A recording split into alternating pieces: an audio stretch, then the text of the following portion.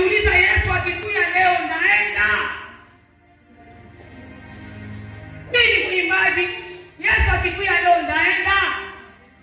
Ni nini katuma nikose mbingu? Ni hasira? Ni kiburi? Ni kukosa? Jiulize, tule tunakwea tudogo, tuko tunajikaza kuambia Mungu, nisaidie hata kitu nako kanitoke. Kama nilikuwa nakunywa leo chupa 3, naanza kumwambia Mungu, kwa nisaidie, nipunguzie kwanza, nipunguzie. Mungu anapunguzaka. Niko na ndugu mmoja, tukachungaka naye. Leo tulienda nafasi moja kilio, akasema maisha yake yote sasa alikuwa anakunywa pombe. Akasema, Mungu, siku moja mimi naenda na mitwaro 40. Mimi najikuta yote mimi naimaliza kupombe. Sasa niko nakunywa pombe, maisha yangu iko tu mbaya. Lakini nikamwambia Mungu, Mungu yeye anataka endelee.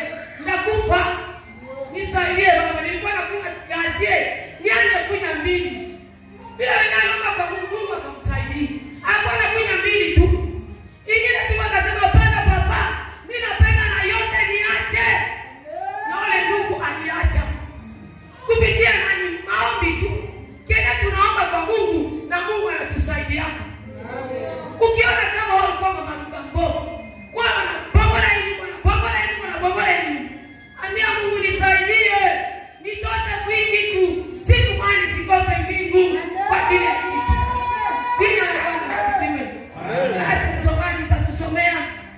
Soma Ufunuo, tusikie Ufunuo na anatuambia nini. Jikaze mtekeleze kwanza msomaji. Usikie maneno kutoka Biblia itakusaidia. Soma Ufunuo 3:15 ya